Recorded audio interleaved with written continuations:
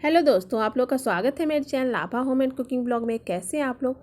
I hope आप सब लोग अच्छे होंगे। तो दोस्तों, यहाँ पर ये सुबह का समय हो रहा और यहाँ पर अभी सुबह के 6 बज रहे हैं। तो मैंने सबसे पहले यहाँ पर उठकर बाहर का दरवाज़ा खोल दिया है, जो मेन गेट होता है। तो यहाँ पर दोस्तों ये बारिश हो रही थी, तो यहाँ पर काफ़ी ज़्यादा अभी बारिश हो रही थी। तो इससे मौसम बहुत ही अच्छा हो गया था। काफ़ी ज़्यादा गर्मी हो रही थी कमरों में, तो बारिश होने से उससे थोड़ी राहत मिल गई थी। और सुबह सुबह उठने के बाद मैं सबसे पहले मेन गेट को खोल देती हूँ। इससे ताज़ी जो फ्रेश हवा होती है और धूप की जो रोशनी होती है वो अंदर आती है। इससे कमरे में बहुत अच्छा लगता है और धूप की रोशनी वगैरह आती है कमरों में, तो हमारे लिए बहुत ही अच्छा होता है। तो इसके बाद मैंने चाय बनने के लिए चढ़ा दी थी और यहाँ पर मेरी चाय बन गई है। तो इसे मैंने ग्लास में लगा लिया है। तो यहाँ पर पतिदेव जी भी उठ गए थे, तो मैंने यहाँ पर दोनों ग्लासों में चाय लगा लिया है। और इसके बाद मैंने चाय वगैरह पी ली थी अभी। उसके बाद यहाँ पर मैं बेटी के स्कूल ले जाने के लिए लंच बना रही हूँ। तो यहाँ पर आज उसके लिए मैं सूजी गोली बना रही हूँ। तो यहाँ पर इसे स्मॉल इडली भी बोल सकते हैं। तो यहाँ मैंने सबसे पहले 1 गिलास पानी लिया है और उसमें 1 ढक्कन मस्टर्ड ऑयल डाल दिया है। और उसके बाद मैंने इसमें 1 गिलास ही भर के सूजी डाल दी है और इसे मैं चला रही हूँ। इसमें आँच हमें कम रखना है। और इसके बाद मैं इसमें थोड़ा नमक डाल दिया है स्वाद अनुसार। और इसके बाद मैं इसे कम आँच पर ही अच्छी तरह से मिला रही हूँ। और यहाँ पर बस ये मिक्स हो गई। इसके बाद मैं गैस को बंद कर देती हूँ। इसके बाद मैंने एक प्लेट लिया है और इसमें थोड़ा सा मस्टर्ड ऑयल इसमें लगा लिया है मैंने। इसमें आप कोई सा ऑयल लगा सकते हैं। इसके बाद मैंने जो मिक्सचर बनाया था उसे इस प्लेट में निकाल लेती हूँ। और उसके बाद इसे आटे की तरह अच्छी तरह से मिला लेना है, जैसे हम लोग रोटी का आटा मिलाते हैं। और मिलाने के बाद इस तरह से इसकी छोटी छोटी गोलियां बना देनी है, बीच में यहाँ पर अंगूठे से दबा देना है। इसके बाद मैंने इसे स्टीम करने के लिए एक बर्तन लिया है, उसमें भी थोड़ा सा मस्टर्ड ऑयल लगा दिया है। इसमें भी आप कोई सा ऑयल लगा सकते हैं। इसके बाद मैंने जो ये बनाई थी गोलियाँ, ये सब इसमें डाल देती हूँ और इसे स्टीम करने के लिए कढ़ाई में डाल देती हूँ। तो कढ़ाई मैंने थोड़ी सी पानी डाल दी है और इसके बाद मैंने ये स्टीम करने के लिए इसमें रख कर ढक्कन लगा दी है और इस पर आँच कम कर दिया है गैस का।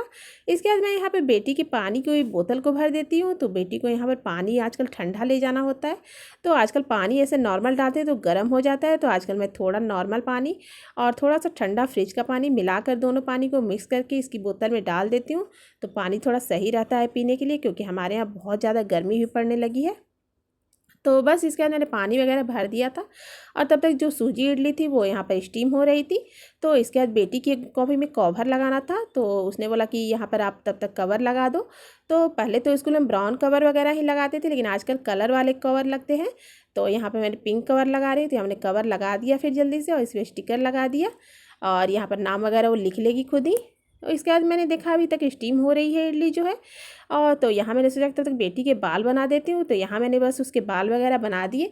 और ये जो मैंने सूजी गोली डाली थी ये यहाँ पर स्टीम हो गई है। तो इसके बाद मैंने कढ़ाई में मस्टर्ड ऑयल लिया है, इसमें इस इडली को मैंने डाल दिया है, नमक डाल दिया है, इसमें थोड़ा गरम मसाला पाउडर डाला है, अमचूर पाउडर डाल दिया है। और इसके बाद मैं इसमें थोड़ा सा लाल मिर्च पाउडर भी डाल देती हूँ। तो इससे इस इडली का टेस्ट बहुत ही ज़्यादा अच्छा आता है। तो इसमें लाल मिर्च पाउडर आप अपने स्वाद अनुसार डालें, जितना भी तीखा आपको पसंद हो। तो इसके बाद मैं इसे मिक्स कर देती हूँ। यहाँ पर सूजी इडली बनकर तैयार हो गई है और यहाँ मैंने बेटी को लंच दे दिया है और बेटी अब यहाँ पर स्कूल के लिए निकलने लगी है। तो यहाँ पर बस बेटी स्कूल के लिए निकल गई है। इसके बाद मैं यहाँ पतिदेव जी के ऑफिस जाना है, तो उनके लिए अब लंच बना रही हूँ। तो सबसे पहले उनके लिए मैं ब्रेकफास्ट बना रही हूँ, फिर लंच बनाऊंगी। तो यहाँ पर मैंने सबसे पहले कढ़ाई मस्टर्ड ऑयल डाला है, इसमें थोड़ी सी मूंगफली डालकर फ्राई कर दी है। मैंने मस्टर्ड ऑयल में थोड़ा सा राई के दाने भी डाल दिए हैं।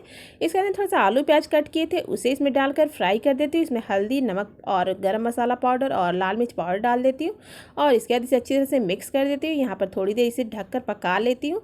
तो आलू और प्याज यहाँ पर अच्छी तरह से ढककर मैंने पका लिए हैं। इसके बाद मैं जो साबुदाना है यहाँ पर फुला रखा है, तो इसको मैंने रात भर भिगो दिया था साबुदाने को। तो इसके बाद मैं साबुदाने को इसमें डाल देती हूँ, इसमें थोड़ा सा नमक डाल देती हूँ स्वाद अनुसार। यहाँ पर साबुदाना खिचड़ी बनकर तैयार है। इसके बाद मैंने पतिदेव जी को ब्रेकफास्ट दे दिया था और उसके बाद यहाँ पर वो ब्रेकफास्ट कर रहे थे, तब तो मैं उनके लंच की तैयारी कर रही थी। तो यहाँ पर मैं आज उनके लंच में पनीर पराठा बना रही हूँ। तो यहाँ पर मैंने सबसे पहले दूध लिया है और उसमें 2 ढक्कन विनेगर डाल दिया है और उसके बाद दूध को यहाँ पर फटने के लिए रख दिया है। और तब तक मैं यहाँ पर आटा बना लेती हूँ। जब तक मैं दूध को फाड़ रही थी तब तक ही मैंने प्याज को बारीक काट कर रख लिया था। और यहाँ पर अब मैं आटा बना रही हूँ। तो आटे में मैंने थोड़ा सा नमक डाल दिया है, थोड़ा सा अजवाइन डाल दिया है और इसे मिक्स कर लिया है। और इसके बाद मैं इसमें थोड़ा थोड़ा पानी डालकर इसका नरम आटा बना लेती हूँ। तो पराठों के लिए आटे नरम बनाए तो बहुत ही अच्छे बनते हैं इसके पराठे। तो मैंने आटे को बना लिया है और आटे को मैं अब थोड़ी देर ढक कर रख देती हूँ। यहाँ पनीर जो मैंने बनाया था वो तैयार हो गया। मैं इसका पानी अलग कर लिया है। इसमें मैं थोड़ा सा गरम मसाला पाउडर डाल दिया है, लाल मिर्च पाउडर डाल दिया है, थोड़ा सा नमक डाल दिया है। इसके बाद मैं थोड़ा सा अमचूर पाउडर डाल रही हूँ और साथ ही मैं इसमें थोड़ा सा गरम मसाला पाउडर भी डाल रही हूँ। तो इसमें गरम मसाला पाउडर, अमचूर पाउडर, नमक और अजवाइन ये सब मैंने डाल दिए हैं और अच्छी तरह से मैं इसे मिक्स कर लेती हूँ। और इसके बाद मैं जो प्याज कट कर रखे थे उसे अब इसमें मिक्स कर देती हूँ और अच्छी तरह से इस मिक्सचर को मैं मिला देती हूँ। और इसके बाद मैं यहाँ पर पराठे बनाने की अब तैयारी कर रही हूँ। तो मैंने यहाँ पर तवे को गर्म होने के लिए रख दिया है और पराठों के लिए मैं छोटी छोटी लोइयाँ लेकर इसे फिल कर रही हूँ। तो यहाँ पर बस पराठे बनाने की मैं तैयारी कर रही हूँ। इसके बाद मैंने यहाँ पर मिक्सचर जो था उसे आटे में फिल कर दिया और इसे अच्छी तरह से बेल लेती हूँ। तो इसे ज़्यादा पतला नहीं बेलना है और ज़्यादा मोटा भी नहीं रखना है, इसे बस हल्का ही बेल लेना है।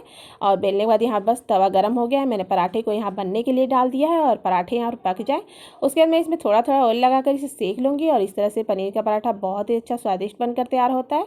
तो यहाँ बस ये पराठा बन गया है और इसके बाद ये पराठा पक गया है, इसके ऊपर मैं थोड़ा सा ऑयल लगा लूँगी और इसे अच्छी तरह से पका लूँगी। और उसके बाद फिर मैं इसे बनाकर इसे फिर अलग रखती जाऊँगी।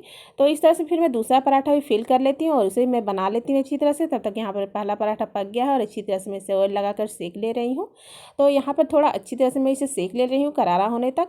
इसके बाद फिर मैं दूसरी पराठे को भी इस तरह से सेक ले रही हूँ। तो पराठे को मैं इस तरह से करारा होने तक सेक लेती हूँ। तो इस तरह से पनीर पराठे बहुत ही स्वादिष्ट लगते हैं। तो इसके बाद फिर मैंने दूसरे पराठे को भी अच्छी तरह से सेक लिया है। और यहाँ पर पतिदेव जी पनीर के पराठों को दही के साथ लंच लेकर जाएंगे। तो यहाँ बस मैंने पराठों को यहाँ पर तैयार कर लिया है।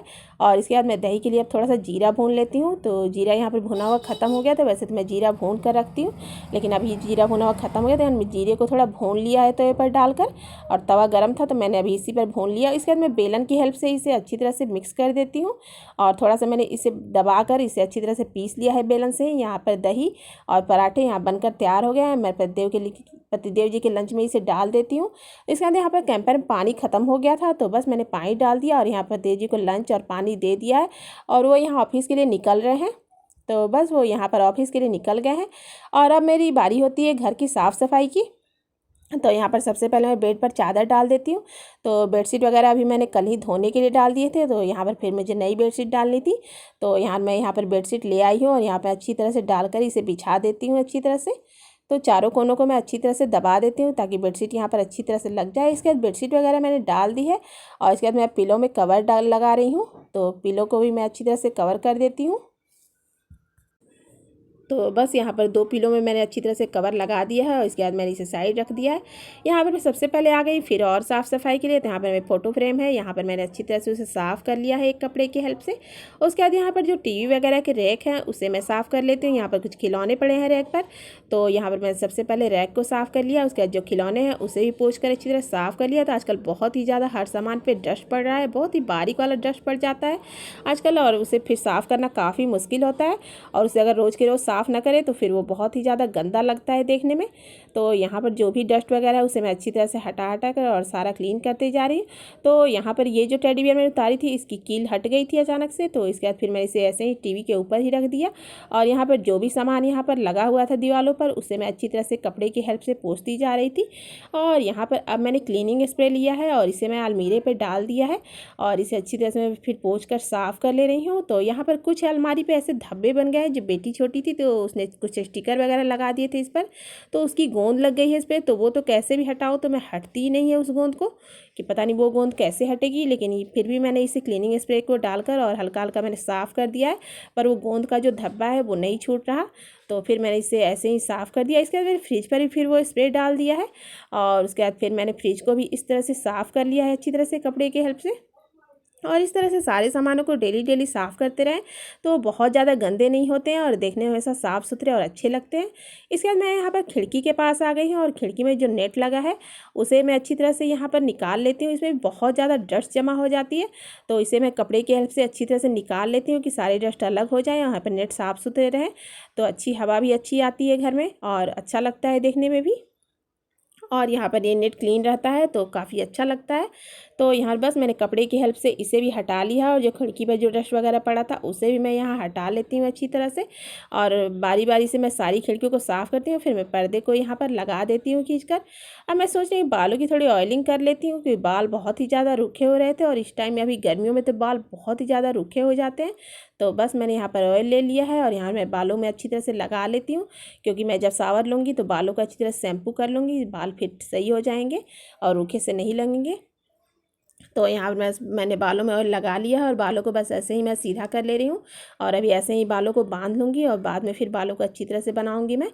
तो यहाँ बस बालों को मैंने सीधा कर लिया है ऑयल लगाने के बाद, और फिर बालों को अच्छी तरह से मैं इसके बाद बांध लेती हूँ।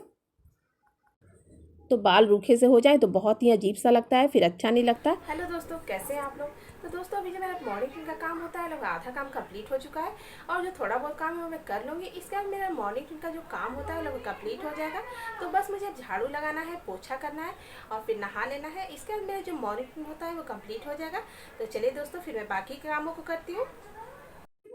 इसके बाद अब सारा काम ख़त्म हो चुका है। अब मैं कमरे की झाड़ू निकाल लेती हूँ। तो अब यहाँ सारा काम होने के बाद मैंने सोचा अब सारा काम तो क्लीनिंग का ख़त्म हो गया है, मैं यहाँ पर झाड़ू कर लेती हूँ। इसके बाद फिर आधा से अधिक काम ख़त्म हो जाएगा जो साफ़ सफाई का होता है। तो यहाँ मैंने चारों तरफ अच्छी तरह से झाड़ू लगा कर निकाल ली है। यहाँ पर काफ़ी ज़्यादा अभी डस्ट हो जा रही है कमरों में, पता नहीं क्यों। तो काफ़ी बारीक वाली डस्ट अभी हो जा रही है कमरों में। मैं कितना भी अब साफ़ करूँ तो बहुत बारीक सी डस्ट आ जा रही है कमरों में। तो यहाँ पर अभी मैं सारी अच्छी तरह से झाड़ू से इसको निकाल लेती हूँ, सारी डस्ट वगैरह को। और यहाँ पर डोरमेट को भी मैंने अच्छी तरह से साफ़ कर साइड में रख दिया है। और यहाँ पर रूम को मैं अच्छी तरह से कोने कोने से भी झाड़ू से अच्छी तरह से साफ़ कर ले रही हूँ, ताकि डस्ट वगैरह अच्छी तरह से हट जाए और कमरा बिल्कुल क्लीन नज़र आए। और इसके बाद फिर मैं पोछा भी लगा लूँगी तो कमरा अच्छी तरह से साफ़ हो जाएगा। तो इसके बाद मैंने यहाँ पर झाड़ू कर ली है अच्छी तरह से। और इसके बाद अब मैं यहाँ बर्तन सफाई करने आ गई हूँ। तो यहाँ बर्तनों को मैंने अच्छी तरह से धो लिया है और यहाँ पर सिंक में डाल दिया है। मैं चूल्हे की साफ़ सफाई कर लेती हूँ। तो सबसे पहले मैंने एक कपड़े को भिगो लिया है, और उसके बाद मैं जो प्लेटफॉर्म है यहाँ पर उसे अच्छी तरह से साफ़ कर रही हूँ। तो यहाँ पर चूल्हे पर कुछ मैं जब ऐसी चीज़ बनाती हूँ जो बहुत ज़्यादा छींटे वगैरह आते हैं, तो चूल्हे को मैं 1-2 बार अच्छी तरह से कपड़े से भिगो कर साफ़ करती हूँ, ताकि वो अच्छी तरह साफ़ हो जाए। जब ज़्यादा वैसी कोई चीज़ नहीं बनाती तब तो एक बार भी साफ़ करने पर चूल्हा अच्छी तरह साफ़ हो जाता है। लेकिन कुछ वैसी अगर दाल वगैरह बनती है जो बहुत ज़्यादा छींटे अगर आती हैं, तो उस दिन मैं चूल्हे को 2-3 बार अच्छी तरह से कपड़े को भिगो कर साफ़ करती हूँ, तो चूल्हा अच्छी तरह साफ़ हो जाता है। तो अभी मैंने कुछ दूध वगैरह उबाले थे तो कुछ छींटे वगैरह आ गए थे यहाँ पर चूल्हे वगैरह पे। तो यहाँ पर मैं कपड़े को अच्छी तरह से 2-3 बार भिगो कर अच्छी तरह से चूल्हे को साफ़ कर ले रही हूँ। तो चूल्हे को और प्लेटफॉर्म को मैंने अच्छी तरह से यहाँ पर साफ़ कर लिया है। और इसके बाद ये सफाई होने के बाद फिर मैं अब बर्तनों को खंगाल लूँगी। और यहाँ जो सुबह का मेरा साफ़ सफाई का काम होता है वो ऑलमोस्ट कंप्लीट हो जाएगा। बस इसके बाद अब मुझे पोछा लगाना रहेगा, और इसके बाद फिर मैं नहा लूँगी। और इसके बाद नहाने के बाद फिर मैं थोड़ी देर बाद तैयार होकर फिर बेटी को लाने के लिए स्कूल चली जाऊँगी। मिलते हैं नेक्स्ट ब्लॉग में, बाय।